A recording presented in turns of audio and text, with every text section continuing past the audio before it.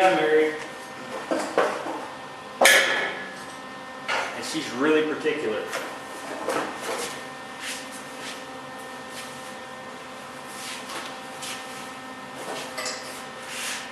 Alright, that ought to do me.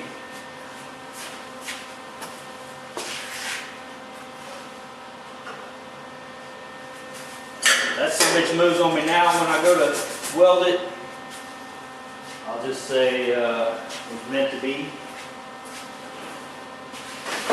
I'll buy some new frame rails and I'll say screw boxing them. I'll put them suckers in and go on about my business. I think those cost me $180 a piece, if I'm not mistaken. These frame rails did. They weren't exactly cheap. All right, guys, we'll bring you back. People say, "Why are you boxing these frame rails?" Makes me think of this little meme with this tortoise.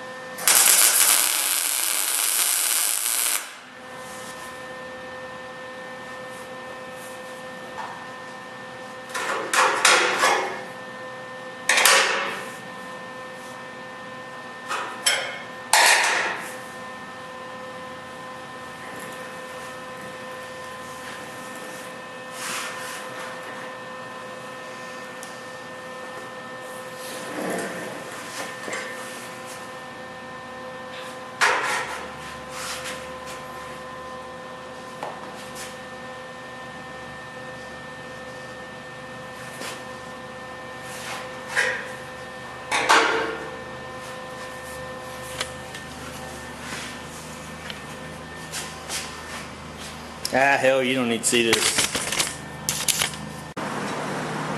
Alright, this hole's a 1/2 inch, so it's bigger than pretty much anything else I've welded up to this point.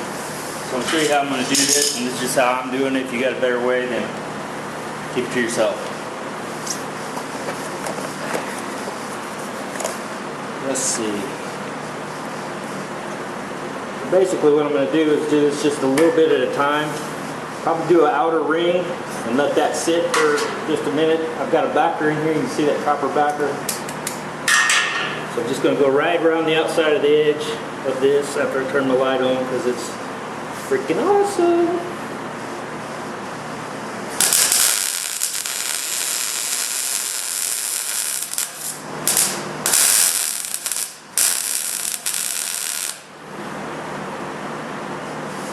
There you can see I got that little ring. I'll let that cool. I'll come back up and make another little ring, and then I may be able to just finish that off. We'll have to see, but I just don't want it to get too hot. I'm trying to keep this from obviously warping. So that's why I'm going to kind of do it a little bit at a time like that on these bigger ones. The smaller ones, I can zip them right shut, no big deal. But yeah, just my way of thinking. Trying to keep from messing shit up. Well, I bet that'd help get some gas out of there if I clean this freaking nozzle out. Make a little difference.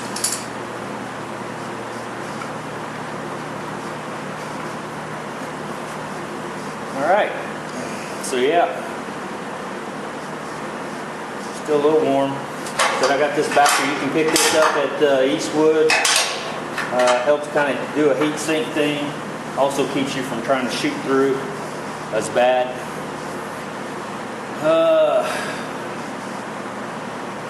Well, glad to be back on this. Glad my aunt's moved and done and loving it. Got my wife's oil changed, my oil changed. Lots of stuff done the last, it was the day before yesterday. So got some well-needed maintenance done.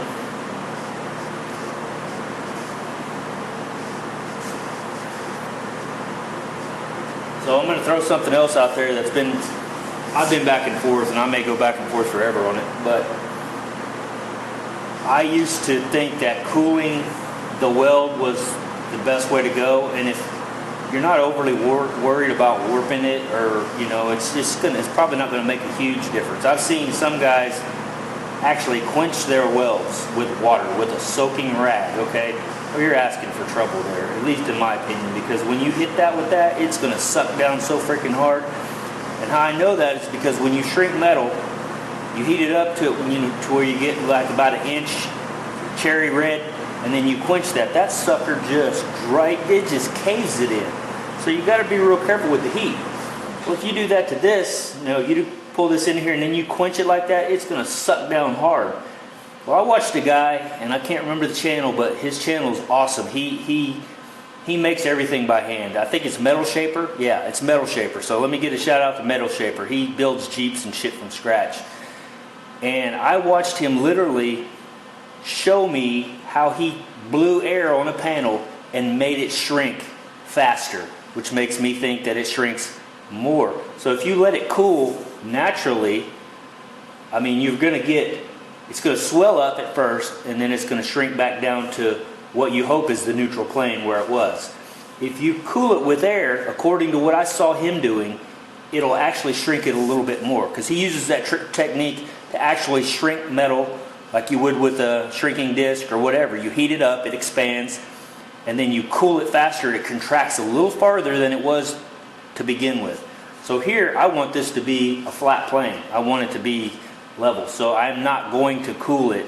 Now, whether that's a true statement or not, I saw it on his video and I thought, I might be able to pick something up from that. So for me, I'll just jump around, hit some other stuff, come back to this. No big deal. I'm not that impatient. So I've got plenty of other holes I can weld and then come back to this, no problem. I mean, this thing's almost cool. Yeah, it's cool now. I can go ahead and finish it up. But it just doesn't, to me, it just doesn't take that long. And if I can get this to be a nice smooth, and I'll even take a flat edge once we get this ground off and see if it actually pulled in farther, because that's a big hole. Anyway, so I'll throw that out there.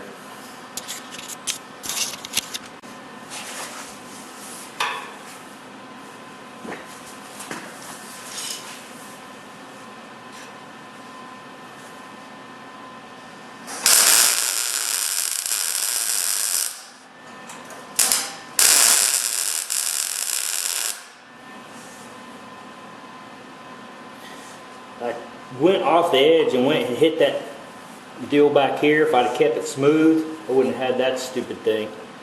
But that's fine. I'm going to let that cool a little bit, and then I'll come back and go ahead and fill in the rest of it. I may actually grind that down a little bit. Matter of fact, I think I will.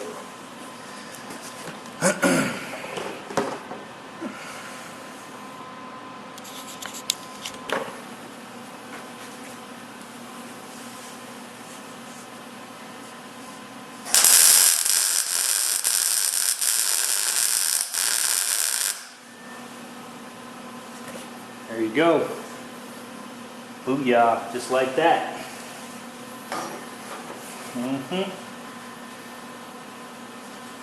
That loosen shit back. And they say you can't weld steel to copper.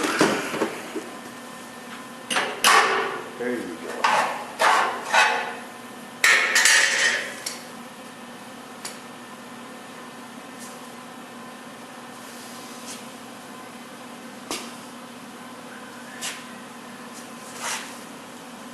Alright, what else I got?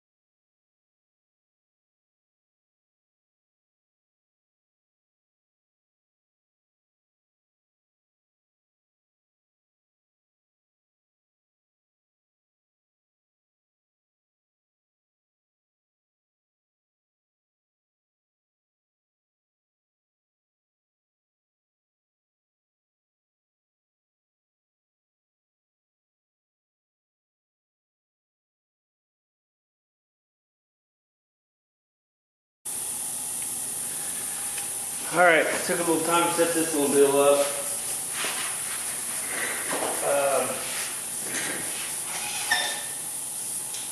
So a little tip for you guys that don't use this stuff a whole lot, it's Teflon tape. This is called Blue Monster, and it's blue.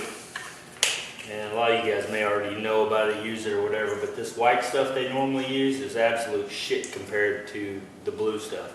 It's so much better, it's night and day. Once you go to this, you'll never use that white crap again. So, I got everything welded up. I showed you that earlier. Quite the contraption I've got going there. But I think it's gonna hold those braces the way they need to be, or frame rails the way they need to be.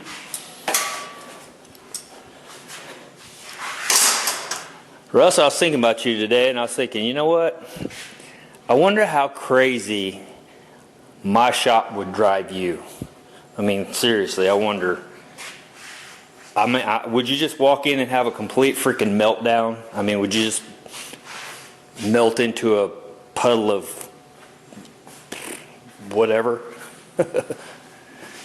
Because your shit is like a surgeon's freaking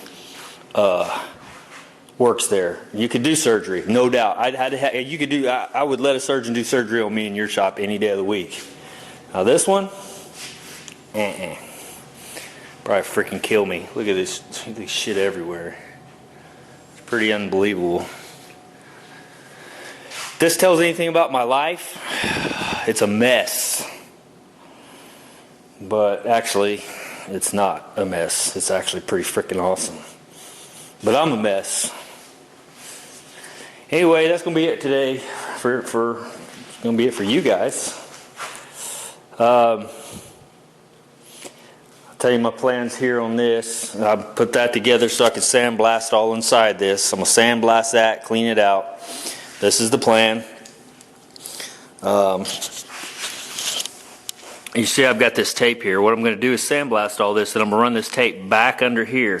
And what I've got are back like this, and then I'm going to spray epoxy. Spray all my epoxy in, and then I'm going to peel this tape off. That'll reveal an inch or so of just bare metal.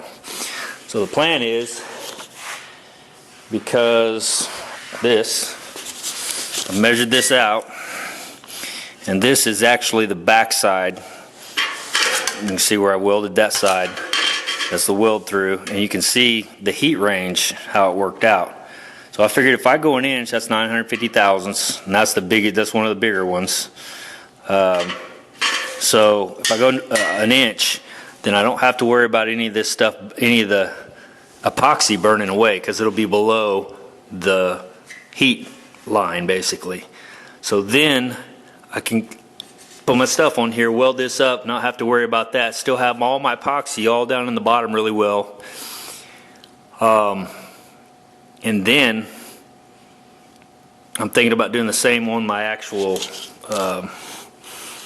my boxing deals. Not sure if I will or not, but I'm thinking about it. Just to strip in the middle or something, you know, just because. That way I have less to actually try to go back in and coat. Now, I thought about doing the weld through primer stuff, but there's nothing in there sandwiched, and this stuff is supposed to really, from what I understand, work better on sandwiched stuff that's pinched together, like if you had a pinch weld or something like that. So this is pretty much useless. And if I go to put epoxy back over this, it may not stick that well. Well, I know it's not going to stick very well. It just won't. So I'm thinking bare metal in there that's sandblasted. All I got to do is mix up, I don't know, 12, 15 ounces cup, I don't know, whatever, and just pour it in there, have this thing upside down, because the whole bottom will be coated already. So I just have to flip it upside down and let it run the whole length of this back and forth, and just shake it back and forth, for however long. Then take my inspection bore scope and run up through there and make sure everything is covered like it's supposed to be.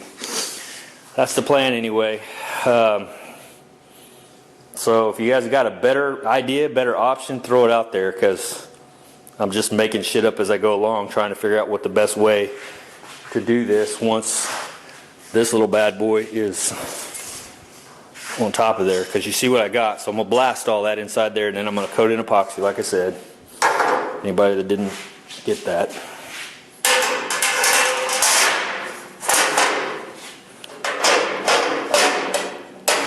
Then tape off one end or both end, or one end, and then pour this stuff in there, and then tape this shut or put rags on it or something after it's all welded in tight and nice and all that. Flip it upside down and just let that stuff run back and forth till it coats every area. That seems like a better option to me than actually having this epoxy try to burn away and flake up and do all that, because it will. It's going to, there's no doubt, if I don't come down a little bit.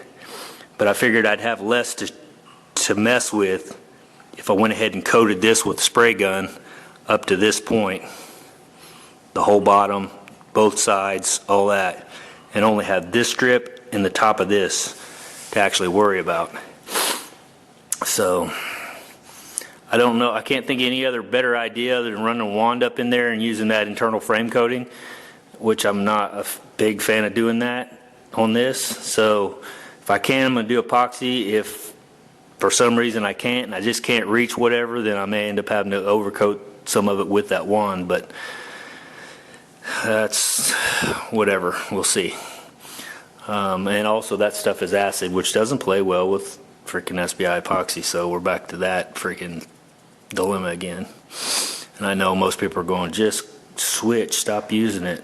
Well, I've got a boatload of it, and it actually is pretty nice stuff, just as long as you don't use acid with it. So, all right, this video is going to be stupid long, so I'll cut it there. See you guys.